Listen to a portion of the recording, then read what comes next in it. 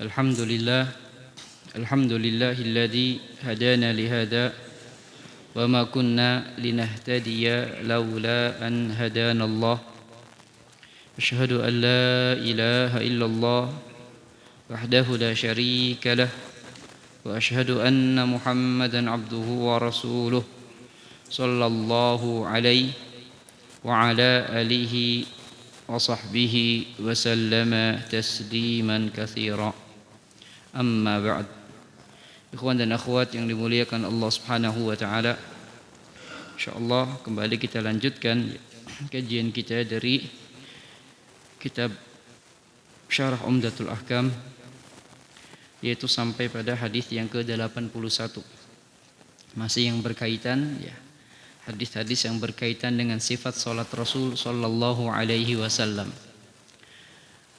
Qala muallif rahimahullahu ta'ala an Abdullah bin Umar radhiyallahu ta'ala anhuma anna an-nabiy sallallahu alaihi wasallam kana yarfa'u yadayhi hadwa mankibaihi idza iftataha as-salah wa idza kabbara lir-ruku' wa idza rafa'a ra'sahu min ar-ruku' rafa'ahuma kadzalik wa qala sami'a Allahu liman hamidah rabbana walakal hamdu wa kana la yaf'alu dzalika fi sujud.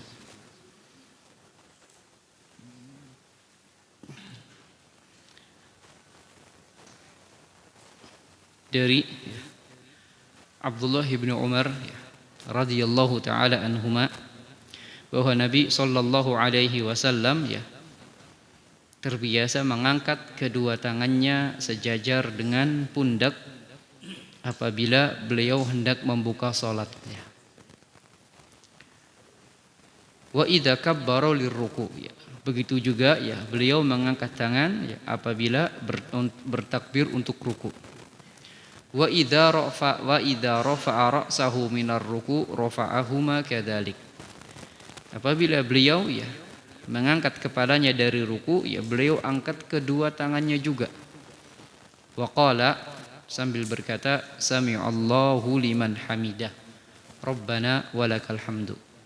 Wa kana la yaf'alu dzalika fis sujud, dan beliau tidak lakukan itu ketika hendak sujud, yaitu beliau tidak mengangkat tangan ketika hendak sujud. Kemudian hadis ini terdapat ikhtilaful ulama di dalamnya. Ajma'al ulama ala masyru'iyyah raf'il yadain inda takbiratil ihram litawaturil ahadits fi dzalik. Para ulama bersepakat akan disyariatkan mengangkat tangan ketika takbiratul ihram. Disyariatkannya mengangkat tangan ketika takbiratul ihram. Litawaturil ahadits fi dzalik, karena hadis-hadis yang berbicara tentang itu adalah mutawatir, yaitu ruwiya an khamsina sahabiyan, diriwayatkan dari 50 lebih sahabat. Jadi mereka meriwayatkan dari Nabi sallallahu alaihi wasallam bahwa Nabi mengangkat tangan ketika takbiratul ihram. Mengangkat tangan ketika takbiratul ihram. Wa ikhtalafa al-ulama fi raf'il yadaini inda ghairiha. Namun terjadi perselisihan tentang mengangkat tangan selain takbiratul ihram. Mengangkat tangan selain takbiratul ihram. Ini yang jadi permasalahan. Kalau ketika takbiratul ihram para ulama sepakat disyariatkan mengangkat tangan. Disyariatkan mengangkat tangan. Yang mana mengangkat tangannya ini dengan atau dijelaskan dengan dua cara. Yang pertama sejajar dengan pundak, yang kedua sejajar dengan daun telinga. Kemudian bisa bersamaan dengan ucapan takbir, jadi sambil takbir sambil mengangkat tangan, atau takbir dulu baru mengangkat tangan, atau mengangkat tangan dulu baru bertakbir. Dan itu ketiganya pernah dilakukan oleh Rasul sallallahu alaihi wasallam. Jadi bisa, cuman yang sering Nabi lakukan adalah berbarengan antara takbir dan mengangkat tangan. Ini mengangkat tangan saat takbiratul ihram, ya, para ulama bersepakat akan disyariatkannya. Ya. Artinya tidak pernah ditemukan bahwa Nabi tidak mengangkat tangan ketika takbiratul ihram. Atau ya, ditemukan dinukil dari sahabat bahwa ada di antara mereka yang tidak mengangkat tangan ketika takbiratul ihram.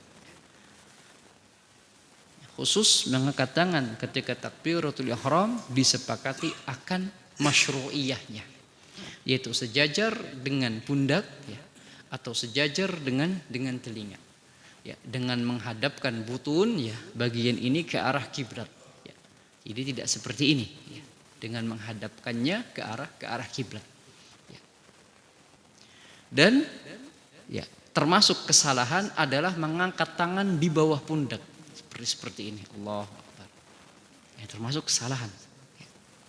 Karena ya, batas minimnya sejajar dengan pundak, ya, atau sejajar dengan daun telinga, ya, dengan mengarahkan butunu al-kaf, ya, ke arah kiblat. Ya. Adapun mengangkat tangan selain takbiratul ihram, ya, mengangkat tangan selain takbiratul ihram, ya, ini para ulama berbeda pendapat, ya, dengannya, ya, atau berbeda pendapat tentangnya. Fadhahaba jumhurus sahabah wa tabi'in wa man ba'dahum, ya. Adapun jumhurus sahabah wa tabi'in, ya, dan orang-orang setelah mereka, wa minhum al-imaman, di antaranya al-Imam Syafi'i dan al-Imam Ahmad, ila istihbabi dzalik. Jadi selain takbiratul ihram, hukum mengangkat tangannya itu istihbab atau sunnah. Ya. Artinya kalau dia tidak mengangkat tangan pun, ya, tidak mempengaruhi sah atau tidak sholatnya, atau tidak dituntut untuk sujud sahwi. Ya. Karena mengangkat tangan selain takbiratul ihram itu sunnah. Misal ketika dari berdiri ke ruku, ya, dia nggak angkat tangan, hanya mengucapkan takbir aja Allahu Akbar, kemudian langsung ruku. Ya, kemudian dari ruku ke i'tidal juga nggak ngangkat tangan, itu tidak mengapa, ya, tidak mengapa. Fi hadhihi thalathatil mawadi' al-madhkura fi hadzal hadits, ya, selain takbiratul ihram. Qala al-Imam Ibnul Madini, hadzal hadits hujjatun 'alal khalqi wa man sami'ahu fa 'alaihi an ya'mala bihi. Hadis inilah yang menjadi hujjah, ya.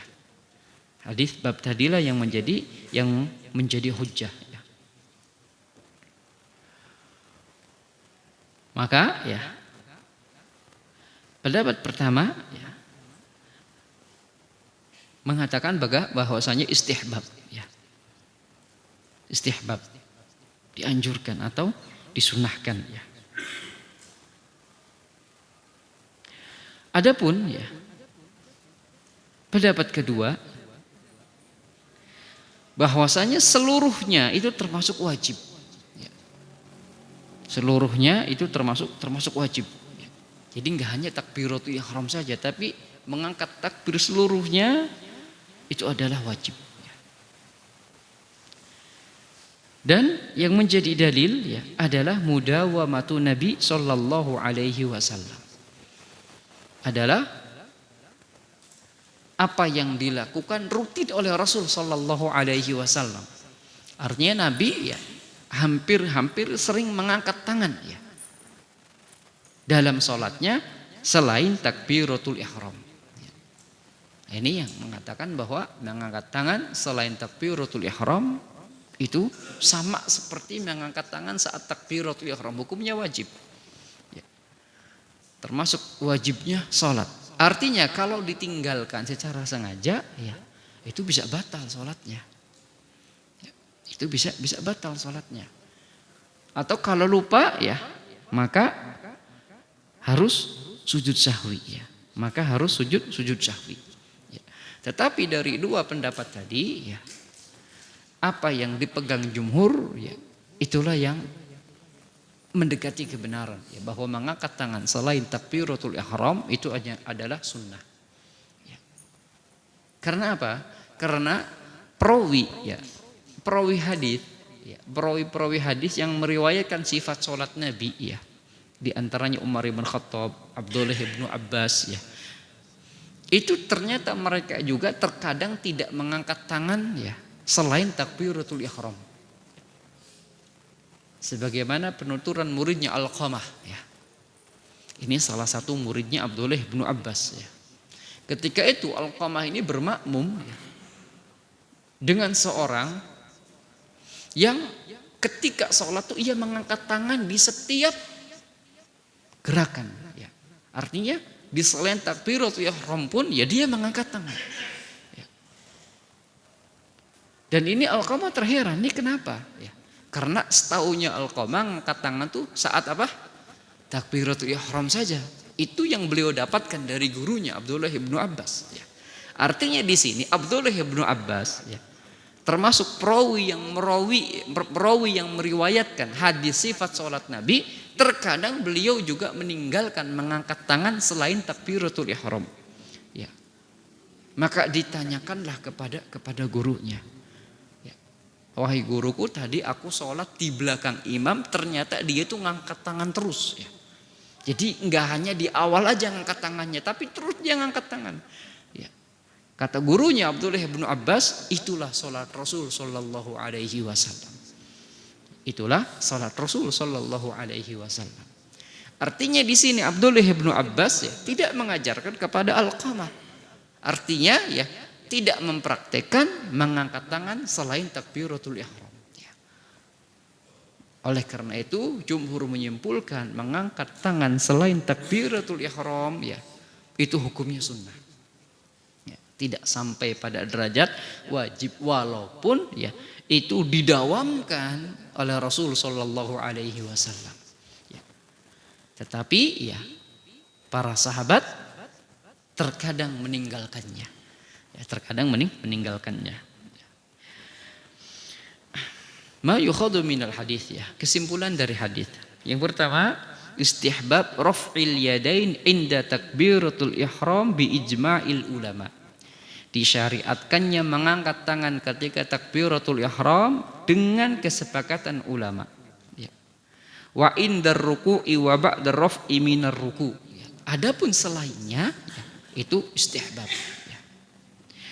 Kemudian an yakuna raf'u ila muqabilil mankibain ya. Mengangkat tangan itu sejajar dengan pundak, itu batas minimalnya, karena ada hadis ya yang menyatakan juga bahwa Nabi itu mengangkat tangan sejajar dengan syahma udhunaihi ya, sejajar dengan daun telinganya. Kemudian anna Nabiy sallallahu alaihi wasallam lam yaf'al ar-raf'a fis sujud, bahwa Nabi tidak mengerjakan atau tidak mengangkat tangan ketika sujud ya, bahwa Nabi tidak mengangkat tangan ketika sujud atau ketika akan sujud atau bangun dari sujud ya. Maka ya mengangkat tangan itu pada 4 tempat. Pertama, inda takbiratul ihram, ini yang disyariatkan, disepakati oleh para ulama akan disyariatkannya. Yang kedua, indar ruku, ketika ruku ya, ketika hendak ruku. Wa ba'da raf'i minhu, dan ketika bangun dari ruku untuk i'tidal. Wa ba'dal qiyami minat tasyahudil awal, dan setelah berdiri dari tasyahud awal, yaitu ke rakaat ketiga. Ini tempat-tempat yang disunnahkan untuk mengangkat tangan. Berikutnya al-hadis ats-tsani was-samanun. Qala muallif rahimahullahu taala an Abdullah bin Abbas radhiyallahu taala anhuma qala Rasulullah sallallahu alaihi wasallam umirtu an asjuda ala sab'ati a'dhumin ala al-jabhah wa asyara bi yadihi ila anfihi wal yadaini wa rukbataini wa atrafil qadamain. Dari Abdullah bin Abbas radhiyallahu taala anhuma berkata, telah bersabda Rasulullah sallallahu alaihi wasallam, aku diperintahkan sujud di atas 7 tulang. Ini menjelaskan tentang tata cara sujud Rasul. Aku diperintahkan sujud di atas 7 tulang. Yang pertama alal jabhah, di atas kening. Wa asyara biyadihi ila anfih, dan Nabi juga mengisyaratkan dengan ke hidungnya. Artinya kening dan hidung ini satu tulang, satu anggota badan, ya satu anggota sujud yang harus nempel. Wal yadaini, kemudian kedua tangan ya. Kedua tangan, artinya ini yang harus nempel. Ininya dhira'nya tidak boleh nempel. Karena tangan itu kalau disebut tangan dalam bahasa Arab itu dari ujung sampai pergelangan itu disebut tangan. Maka ini yang harus nempel. Warukbataini, dua lutut. Wa atrafil qadamain, dan dua ujung jari kaki. Nah, itu 7 anggota badan ya ketika sujud ya. Al-mana ijmali amarallahu ta'ala nabiyahu Muhammadan sallallahu alaihi wasallam an yasjuda lahu ala sab'ati a'dha. Allah memerintahkan nabinya Muhammad sallallahu alaihi wasallam ya untuk sujud di atas 7 anggota badan. Hiya asyraf a'dha'il badan wa afdaluha. Ketujuh-tujuhnya ini merupakan anggota tubuh yang mulia dan utama. Al-awwalu minha al-jabhatu ma'al anfi. Yang pertama adalah kening dan hidung. Ini berarti harus nempel ketika sujud. Ya. Nggak boleh salah satu di antara keduanya, keningnya aja atau hidungnya aja yang nempel. Ya. Maka kening bersama sujud.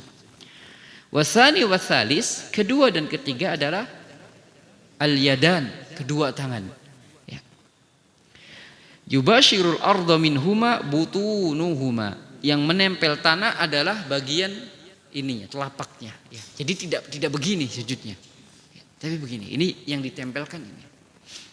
Warabi'u wal khamis, keempat dan kelima ya, ar-rukbatan, 2 lutut ya. Wasadisu wasabi', 6 dan 7 adalah atraful qadamain ya, jari-jari kaki.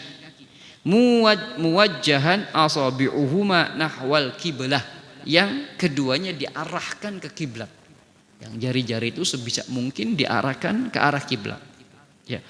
Wa amruhu sallallahu alaihi wasallam amrun li ummati. Ya. Perintah kepada Rasul maknanya adalah perintah kepada umatnya.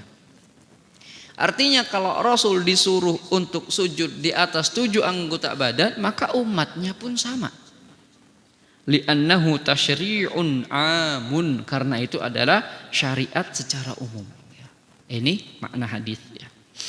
Kemudian ya, ikhtilaful ulama ya. Perbedaan para ulama. Ajma'al ulama ala masyru'iyyatis sujudi ala hadhil a'dha'is sab'ah ya. Para ulama bersepakat bahwa sujud disyariatkan di atas 7 anggota badan tadi yang sudah sebutkan. Wakhtalafu fil wajibi minha. Namun mereka berselisih mana sih yang wajib di atas 7 tadi ya.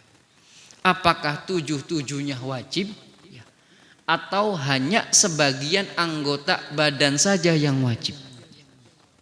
Ini yang menjadi ikhtilafnya ya.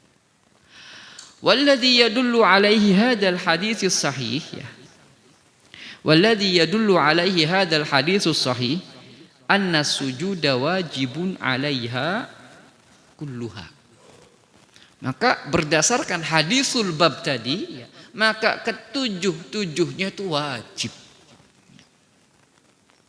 Wa huwal masyhur min madhabil Imam Ahmad rahimahullah. Dan inilah yang masyhur, yang mu'tamad, yang terkenal ya dalam madhab Imam Ahmad dan juga dalam madhab jumhur ya. Bahwa 7-7-nya itu wajib. Wa yara ba'dul ulama annal wajiba jabhah. Sebagian ulama ya, mereka berpendapat bahwa yang wajib itu kening ya. Jadi kalau kening sudah nempel tanah, maka dia sudah dikatakan telah bersujud dengan sujud yang sempurna. Walaupun tangannya nggak nempel, kakinya nggak nempel, lututnya nggak nempel misalnya. Hanya keningnya aja. Ya. itu sudah dinamakan dia telah sujud. Ya. Ini ya sebagian pendapat. Ya, ya tentu ini ya marjuh ya, karena menyelisihi dalil tadi ya. Wa yara Abu Hanifah ya annal anfa yujzihu anil jabhah. Sementara Imam Abu Hanifah berpendapat hidung itu mewakili kening. Jadi kalau hidungnya nggak nempel, keningnya nggak nempel sudah dikatakan sujud. Artinya Al-Imam Abu Hanifah ini melihat bahwa yang wajib itu hidung. Jadi kalau hidungnya udah nempel, lainnya nggak nempel itu sudah dikatakan sujud. Ya. Was-sahihi al-qaulul awwal. Maka dari khilaf ulama ini yang benar itu pendapat pertama. Ya. Kenapa? Karena jelas dalilnya. Ya. Bahwa Nabi diperintahkan untuk sujud di atas 7 anggota badan. Ya, maka sujud itu harus di atas 7-7-nya. Ya, harus di atas 7-7-nya. Ya. Nah, ini ya tentang khilafnya. Maka sujud ya tidak boleh ya, kurang dari 7 anggota sujud tadi. Ya. Ma yu'khadhu minal hadits ya. Kesimpulan dari hadis. Wujubu as-sujudi ala hadhil a'dha'i sab'ah jami'uha. Wajibnya sujud di atas 7 anggota badan tadi. Ya. Wal wujubu ma'khudun minal amri. Ya. Dan wajibnya ini diambil dari kalimat perintah tadi. Karena Nabi mengatakan aku diperintahkan. Berarti siapa yang memerintahkan Nabi? Allah Subhanahu wa taala. Jadi Allah memerintahkan Nabi untuk sujud di atas 7 anggota badan. Maka perintah ini yaqtadil wujub. Perintah ini ya maknanya adalah wajib. Dan ya wa fi sujudi ala hadhil a'dha'i ada'un liwajibis sujud ya. Maka siapa yang sujud di atas 7 anggota badan tadi, maka dia telah menunaikan sujud yang benar. Wa ta'dzimin lillah ya. Dan juga dia telah mengagungkan Allah Subhanahu wa taala wa idharin lidzul dan menampakkan kerendahan ya, di depan Allah Subhanahu wa taala. Ya. Kemudian annal anfa'ta bi'un lil jabhah. Hidung itu mengikuti kening ya. Wa huwa mutammimun lis sujud dan dia penyempurna sujud. Wa alaihi fala takfi bidunihi. Oleh karena itu ya tidak sah sujud jika hidungnya enggak nempel. Makanya dalam sebuah hadis dikatakan la sujuda liman lam tama liman la tamus liman la yamusu anfuhu al-ardh. Ya. Tidak ada sujud bagi yang hidungnya enggak nempel tanah. Ya, kata Nabi. Artinya sujudnya ya tidak benar. Ya, bagi yang hidungnya tidak nempel tanah ya. Tayyib faidatan ya. Ini ada ya faidah tambahan ya tentang sujud. Yang pertama, la ba'sa bisujudi ala ha'ilin siwa a'dhamis sujud. Tidak mengapa sujud di atas penghalang ya, selain anggota sujud. Jadi ketika kita sujud ya boleh kita sujud di atas sejadah, di atas karpet, enggak langsung di atas tanah, enggak. Ya. Fa innahu yuhramu an yad'a jabhatahu ala yadayhi athna'a dzalik. Ya. Namun tidak boleh sujud di atas anggota sujud. Misal kita sedang sujud, ya ngalang-ngalangin jidatnya pakai tangan. Ya. Itu enggak boleh. Kenapa? Karena tangan ini anggota sujud yang harus nempel. Ya, kita sujud terus kayak gini, ngalang-ngalanginya pakai tangan. Ya, itu tidak boleh. Karena tangan termasuk anggota sujud. Li'anna yadaihi minal a'dha al-muttasilah bis sujud. Karena kedua tangan adalah anggota yang nyambung ketika sujud. Maka nggak boleh kita sujud di atas anggota sujud. Ya. Lalu bagaimana ya jika kita sujud di atas ya selain anggota sujud ya, tetapi ya misal dihalangi peci, dihalangi rambut atau dihalangi pakaian. Nah, ini wa yukrah as-sujud ala mattasala bihi min saubin aw imamatin illa ma'a hajatin kal harri wal bardi wasyauq ya. Dimakruhkan, jadi makruh hukumnya sujud di atas sesuatu yang dipakai oleh kita ya. Misal kening dihalang-halangi sama peci ya. Atau dihalang-halangi sama imamah ya kalau dia make ya. Ini hukum asalnya makruh ya. Makruhnya litanzi ya, bukan makruh yang maknanya haram, tidak ya. Tapi ini makruh ya. Makanya kalau bisa peci itu enggak menutup seluruh jidat ya. Jadi enggak apa-apa dia menutup sebagian jidat, artinya sebagian besarnya jidat ini nempel. Tidak ditutup oleh seperti ini misalnya. Ini makruh ya. Karena ketika sujud jidatnya enggak nempel ya. Terhalang oleh apa? Peci ini, sementara peci ini nyambung dengan badan kita karena kita pakai ya. Atau imamah ya, nyambung yang kita pakai buat sujud. Ini hukum asalnya makruh ya. Illa ma'al haja, kecuali ya kalau ada kebutuhan ya. Kalhar seperti panas lantainya gitu, atau dingin atau keras ya. Fala yukrahu hina dzak. Maka saat ada kebutuhan tidak dimakruhkan. Ya. Begitu juga ya kalau kita pakai ya, baju gitu yang panjang, pas sujud ininya kan masuk gitu. Ini telapak tangannya nggak nempel ke tanah, tapi nempelnya kemana? Kain, itu makruh ya. Kalau memang tidak ada kebutuhan. Begitu juga sarung atau gamis ya. Ketika ujung kakinya itu di atas apa? Terkadang gamis atau sarung, tidak langsung di atas sejadah, itu juga hukum asalnya makruh. Gitu. Kalau makruhnya makruh litanzih, tidak sampai pada batasan haram ya. Tetapi ya jika ada kebutuhan ya tidaklah mengapa. Wala yukrahu sujud aidon ala ha'il ghairi muttasilin bihi. Tidak apa-apa sujud ya di atas ya penghalang yang tidak nyambung, seperti sejadah, seperti karpet, itu kan tidak kita pakai gitu. Ya. Itu boleh ya. Ada hajat nggak ada hajat boleh ya. Jadi jangan sampai dimaknai ya sujud harus di atas tanah, karpetnya dibuang semua. Tidak apa-apa di atas karpet, karena kita lagi nggak pakai karpet. Karpet itu sesuatu yang tidak nyambung dengan kita, tidak kita pakai. Adapun peci, imamah, gamis, sarung itu kan kita pakai. Ya, makanya itu ya tidak boleh menghalang-halangi anggota sujud ketika tidak ada kebutuhan. Ya. Ini faedah pertama. Kemudian faedah kedua, an yadu'a a'dha'a sujudihi bitartib alladzi kana an-nabiyyu sallallahu alaihi wasallam yaf'alu. Jadi ketika sujud ya, turunnya itu harus berurutan ya. Maka ketika turun untuk sujud, yang didahulukan itu yang dekat dengan tanah ya. Apa yang dekat dengan tanah ketika turun? Kaki, kemudian lutut, kemudian kedua tangan, kemudian kepala. Itu yang dirutinkan oleh Rasul Sallallahu Alaihi Wasallam.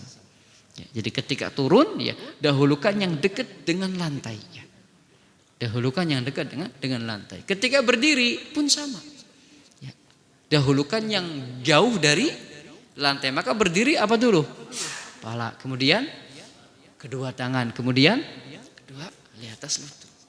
Jadi ketika turun, yang paling dekat dengan lantai, ia tempelkan dulu, turunkan dulu. Naik yang jauh dari lantai, ya ia angkat dulu. Itulah yang dilakukan oleh Rasul Sallallahu Alaihi Wasallam. Wahwa dijelaskan an yadu'a rukbatayhi. Yang pertama adalah kedua lututnya dulu turun. Ya. Thumma yadaihi, kemudian dua tangannya. Thumma jabhatahu ma'a anfihi. Ya, kemudian kening dan hidungnya. Ya. Ini sebagaimana dikatakan dalam sebuah hadis ya dari Wa'il ibn Hujrin radhiyallahu anhu marfu'an ya. Anna Rasulullah sallallahu alaihi wasallam kana yad'u rukbatayhi qabla yadayhi idza sajad. bahwa Nabi meletakkan kedua lutut sebelum kedua tangannya ketika sujud. Ya. Wala yabruk kama yabrukul ba'ir, ya, dan tidak ya turun sebagaimana turunnya unta. Ya. Bihaitsu yuqaddim yadaihi qabla rukbataihi, yaitu dengan mendahulukan kedua tangan ya sebelum kedua lututnya. Faqad naha sallallahu alaihi wasallam an hada, ya. Sungguh Nabi telah melarang hal ini, ya. Tetapi dalam riwayat lain, ya, yaitu ketika Nabi badannya itu agak gemuk gitu.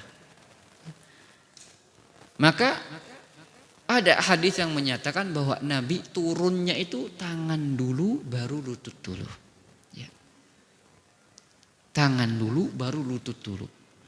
Lalu bagaimana para ulama menggabungkan dua hadis ini? Yang ini mengatakan ya lutut dulu baru apa?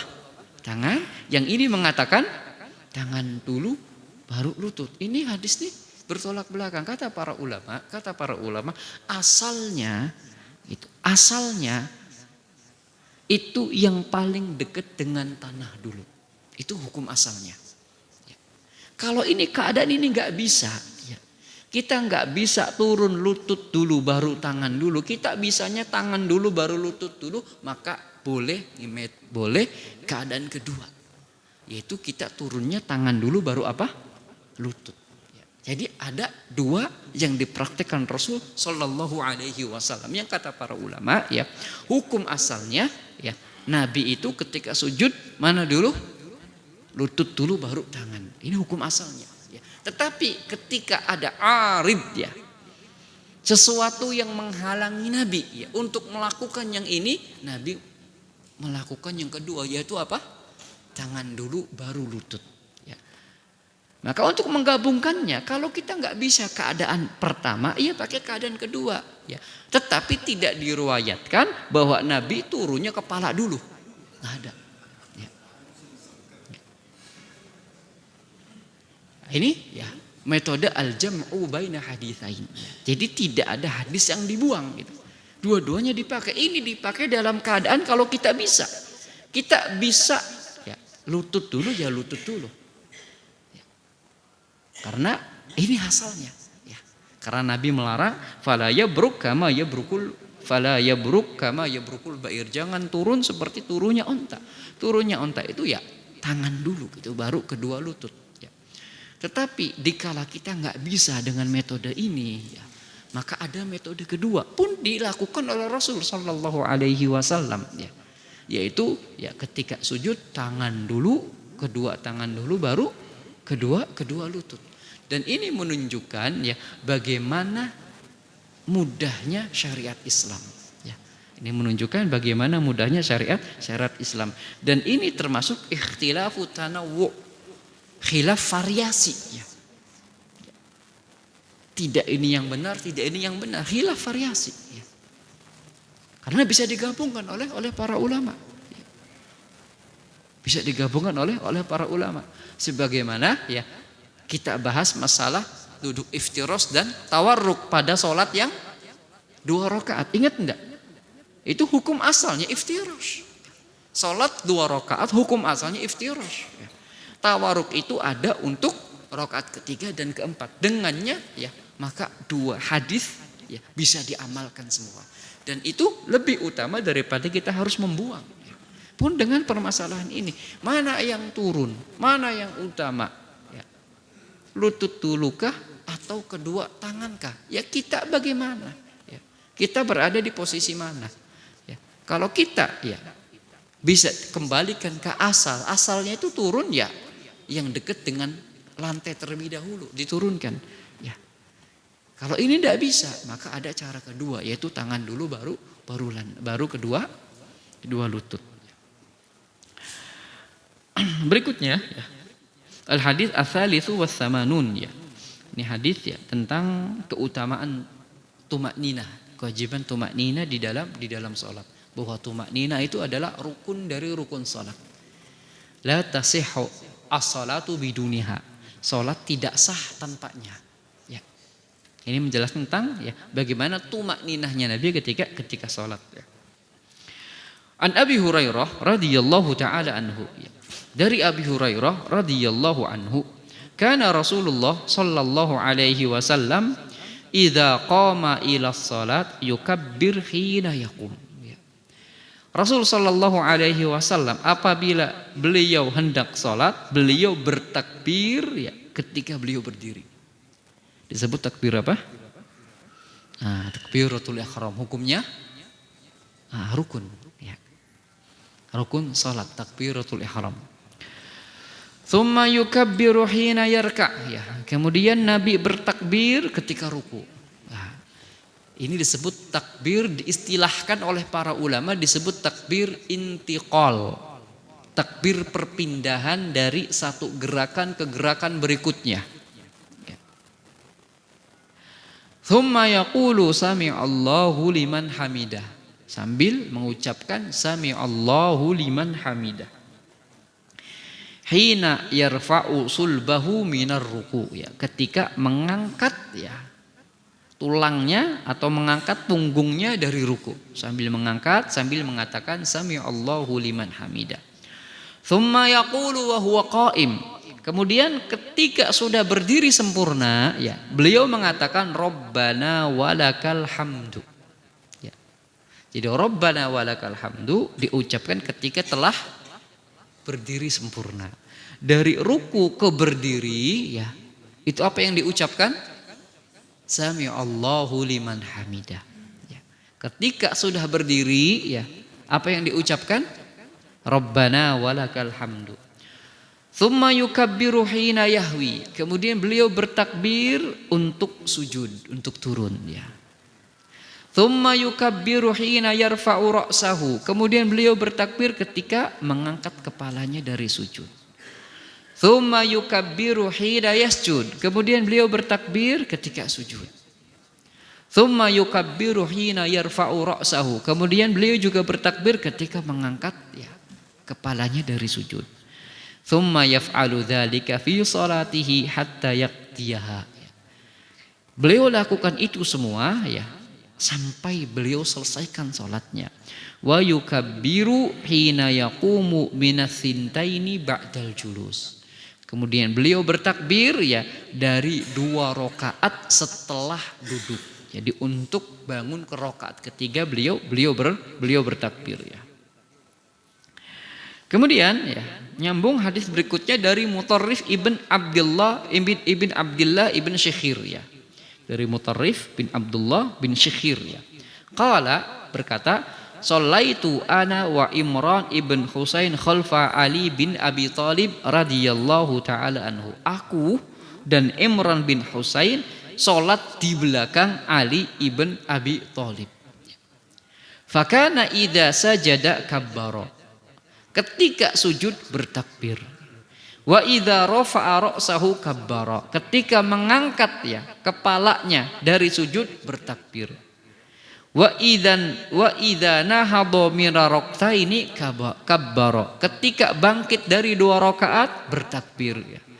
Falamma qada salata, ketika udah selesai salat, akhadha Imran ibn Husain ya.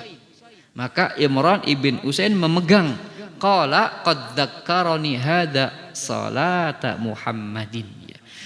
Telah mengingatkan salat ini seperti salatnya Nabi Muhammad. Ya. Artinya Nabi Muhammad salatnya seperti ini. Au qala shalla bina salata Muhammad. Ya. Atau ucapan Nabi Muhammad dulu pernah salat seperti ini, yaitu ya bertakbir. Bahkan ya, dihitung jumlah takbirnya itu 22 kali ya kan. Jumlah takbirnya 22 kali. Ikhtilaful ulama ya. Ajma'al ulama ala wujubi takbiratul ihram linnassi alayya fi haditsil musii fi salatih ya. Para ulama bersepakat ya wajibnya takbiratul ihram. Bahkan termasuk rukun. Nah, takbiratul ihram itu rukun ya. Enggak boleh ditinggalkan. Ya. Kalau ditinggalkan batal enggak salatnya? Batal ya. Wakhtalafu fima adaha minat takbirat. Mereka berbeda pendapat tentang hukum takbir selain takbiratul ihram. Ya. Hukum takbir selain takbiratul ihram. Ya. Apakah sama hukumnya seperti hukum takbiratul ihram ataukah berbeda? Ini yang jadi titik perbedaan. Ya. Kalau takbiratul ihram nggak ada perbedaan, ya, itu rukun. Ya, maka sholat tanpa takbiratul ihram nggak sah sholatnya. Karena kata Nabi, miftahus sholati takbir, kunci sholat itu takbir. Ya. Fadhahaba aktsarul fuqaha'i ila adam wujubiha. Ya. Kebanyakan ahli fikih berpendapat ya tidak wajib. Ya. Artinya boleh ditinggalkan. Ya. Selain takbiratul ihram. Ya. Atau minimal sunnah. Ya. Tidak rukun. Ya. Maka ketika mau ruku dia tidak bertakbir ya. Ketika bangkit dari ruku dia tidak bertakbir, tidak masalah. Karena takbir intiqal kita istilahkan ya. Sebagaimana para ulama mengistilahkan ya, takbir itu ada dua, takbiratul ihram ini yang masuknya rukun ya. Takbir intiqal ini yang berbeda pandangan para ulama tentangnya. Tentang takbiratul ihram, fadhahaba tentang takbir intiqal, fadhahaba aktsaru al-fuqaha'i ila adam wujubiha.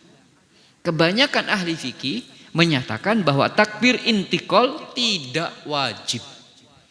Ya, tidak sewajib takbiratul ihram. Li'annal wajiba indahum min a'mali salat ma dzukira fi haditsil musii fi salatihi. Karena yang wajib ya, itu adalah perbuatan-perbuatan sholat yang disebutkan dalam hadis seorang yang buruk dalam sholatnya atau seorang yang salah dalam sholatnya. Ya. Jadi ceritanya ada orang sholat depan Nabi. Ya. Cepat-cepat sholat kayak gini-gini. Ya. Kata Nabi, irji' fasolli fa innaka lam tusolli. Ulangi sholatmu karena kamu belum sholat. Diulangi lagi. Ya. Kayak gitu lagi. Udah beres salam ya. Kata Nabi, irji' fasolli fa innaka lam tusolli. Ulangi. Ya. Sungguh kamu tuh belum sholat. Sampai ketiga kali. Ya, begitu ketiga kali, ya kata Nabi, irji' fasolli fa innaka lam tusolli. Orang itu, ya Rasulullah, aku nggak paham sholat kecuali yang aku lakukan tadi. Maka di situ baru Nabi ya mengajarkan sholat. Ya. Idza shallaita fa asbighil wudu. Ketika kamu sholat, wudu dulu yang sempurna. Ya. Thumma yukabbir, thumma kabbarta, kemudian kamu bertakbir. Ya. Dan di dalam hadis ya ini takbir yang disebut hanya takbir pertama saja. Ya. Takbir yang disebut hanya takbir pertama saja. Wa hadhihi takbirati lam tudhkar fihi. Sementara takbir intiqal ya. Sementara takbir intiqal ya tidak disuruh oleh Rasul sallallahu alaihi wasallam. Jadi ketika Rasul ngajarin orang tadi tuh, Rasul hanya menyebut takbir ihram saja. Ya. Rasul nggak ngajarin takbir, nggak menyebut takbir selain takbiratul ihram. Ya. Wahadihi takbirat, ya. Maka di sini dijelaskan wahadihi takbirat, maka takbir selain takbir intiqal lam tudhkar fihi, nggak disebut dalam hadis tadi. Ya. Dalam hadis Nabi ngajarin orang salat tadi nggak disebut. Qala fi Fathul Bari, oleh karena itu berkata ya Al-Imam Ibnu Hajar Al-Asqalani dalam Fathul Bari, al-jumhur ala nadbiyati ma ada takbiratul ihram. Jumhur ulama mengatakan takbir itu hukumnya sunnah kecuali takbiratul ihram. Ya. Kecuali takbiratul ihram. Ya. Karena di antara hujahnya tadi ya, di dalam pengajaran Nabi ya. Salat kepada orang yang enggak paham tadi, Nabi hanya menyebut takbiratul ihram saja. Ini pendapat jumhur. Wa dhahaba al-Imam Ahmad wa Dawud al-Zahiri ila wujubi takbiratil intiqal. Sementara al-Imam Ahmad dan al-Imam Dawud al-Zahiri berpendapat takbir intiqal itu sama wajibnya, sama rukunnya seperti takbiratul ihram, enggak ada yang dibedakan. Apa hujah mereka? Mustadillina biidamatin nabiyilaha. Ya. Karena Nabi nggak pernah meninggalkan. Ya, sebagaimana dalam dua hadis tadi, Nabi nggak pernah meninggalkan. Itu selalu ya dilakukan oleh Rasul Shallallahu Alaihi Wasallam. Ya. Wa qauluhu, dan juga Rasul memerintahkan shollu kama ra'aitumuni usolli. Salatlah sebagaimana kalian melihat aku salat. Ya. Akan tetapi ya, dari dua pendapat ini ya, yang kuat adalah pendapat jumhur. Ya, bahwa yang wajib hanya takbir ihram saja. Adapun takbir intiqal itu nadab sunnah. Ya. Karena ini juga pernah dipraktikkan oleh para sahabat. Ya.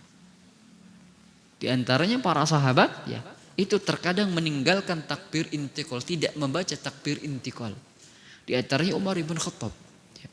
Padahal Umar ibn Khattab ini termasuk orang yang meriwayatkan ya salat Nabi Sallallahu Alaihi Wasallam. Juga Abdullah ibn Abbas, juga Abdullah ibn Mas'ud. Ya. Banyak dari para sahabat yang mereka terkadang meninggalkan takbir intiqal ya.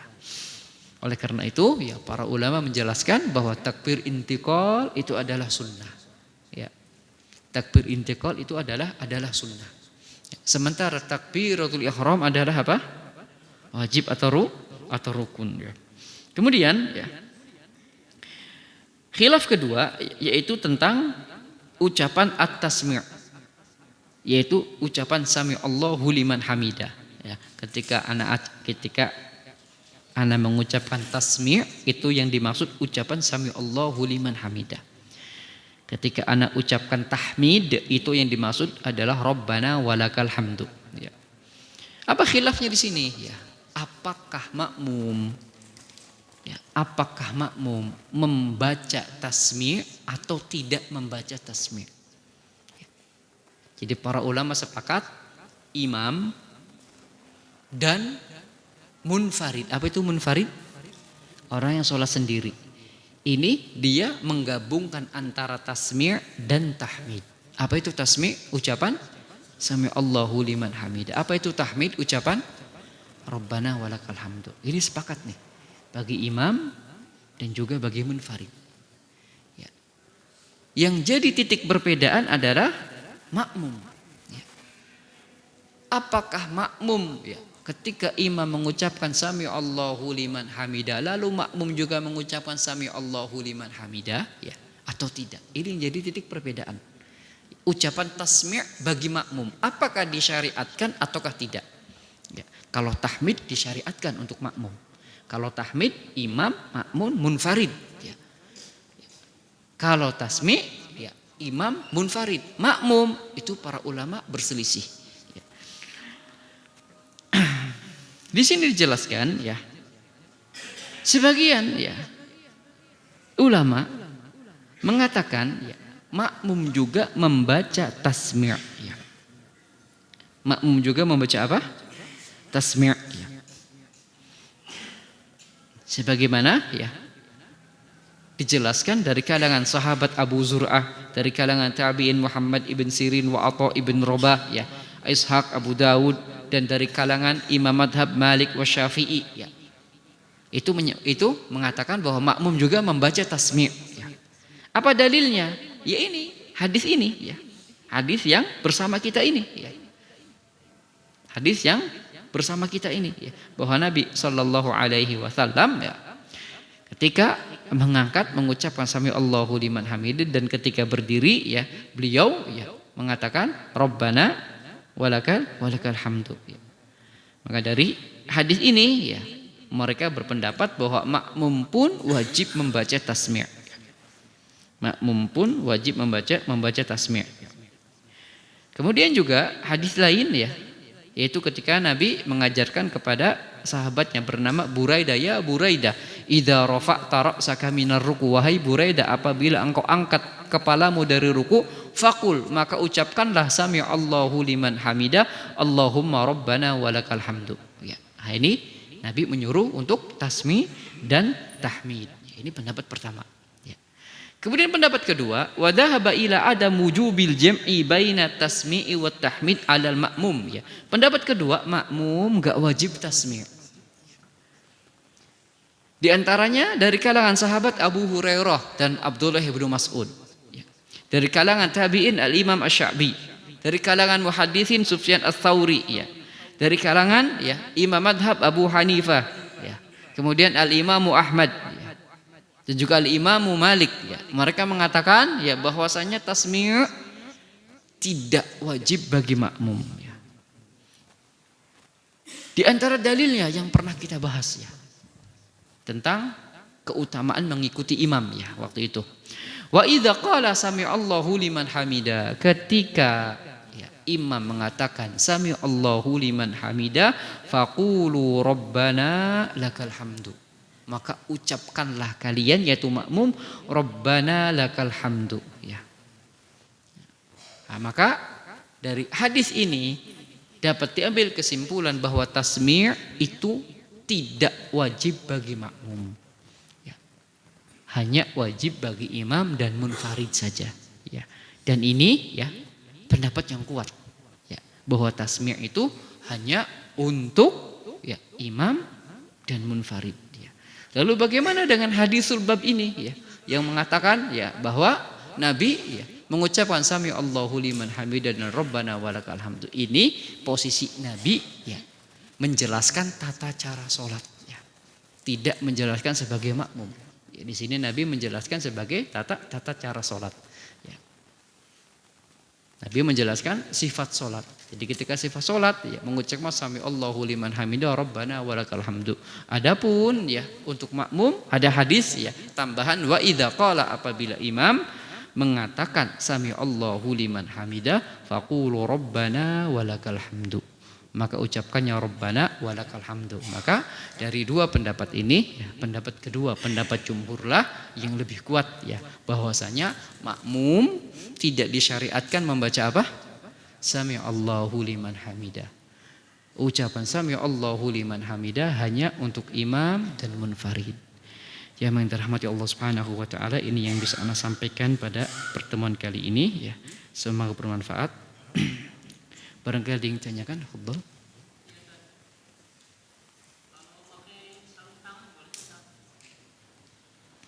Kalau pakai sarung tangan kira-kira nempel nggak itu? Hah? Nempel ke badan nggak? Dipakai nggak? Sama kayak peci kan dipakai. Maka ya jika tidak ada kebutuhan ya itu masuk kepada hal-hal yang dimakruhkan dalam sholat ya. Tapi kalau memang ada kebutuhan ya karena dingin atau apa ya maka tidak mengapa ya, karena sarung tangan itu menghalangi telapak untuk nempel apa ke tanah ya, menghalangi ya. Dan itu sesuatu yang dipakai kayak peci dipakai, imamah dipakai, baju dipakai, artinya itu tuh nyatu ketika kita sholat ya. Maka tidak boleh terhalang oleh sesuatu tadi kecuali kalau ada kebutuhan. Wallahu a'lam.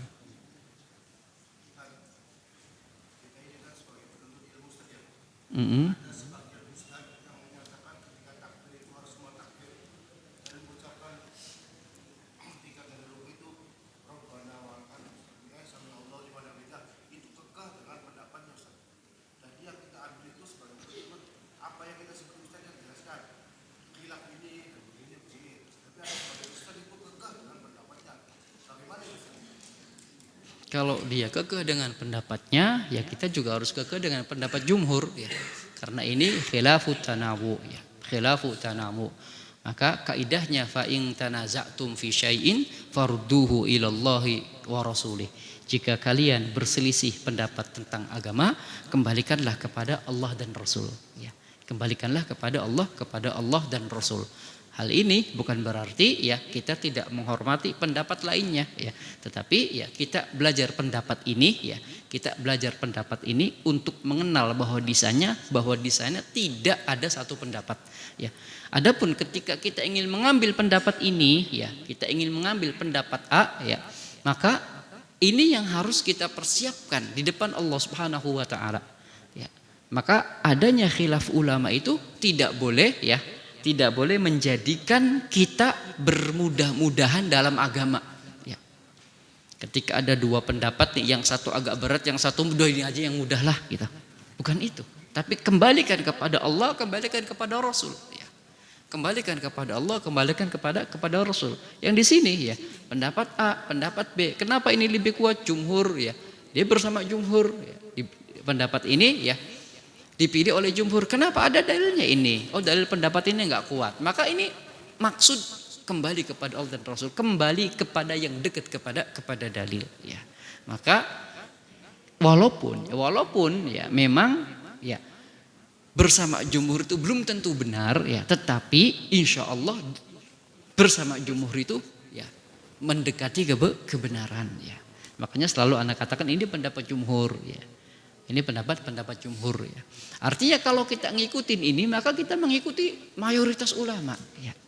Gitu. Kita mengikuti mayoritas ulama. Jadi sekali lagi ini adalah ikhtilaf tanawu yang mana ya ketika kita memilih juga berdasarkan ya, bukan berdasarkan hawa nafsu, karena ada perkataan ulama, man tatabba'a rukhasal ulama tazandaqa.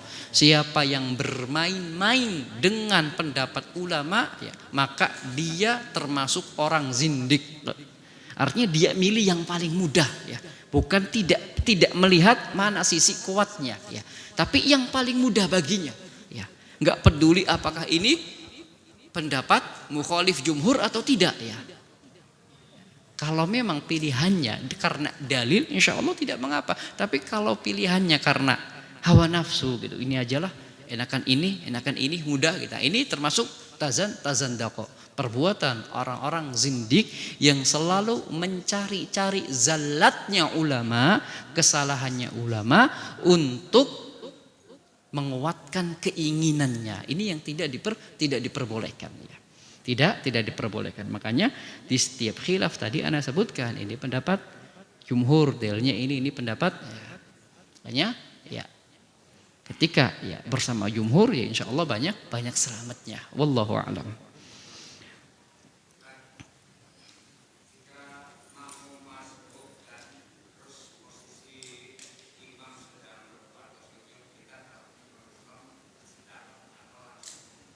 Thayyib. Apakah takbiratul ihram ataukah langsung takbir ruku gitu?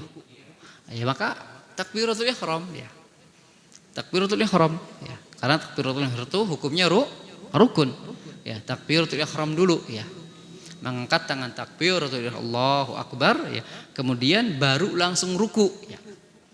Kalau langsung rukunya enggak pakai takbir insyaallah enggak mengapa. Karena ya takbir intikal hukumnya apa? Sunnah. Tapi takbiratul ihram itu rukun ya.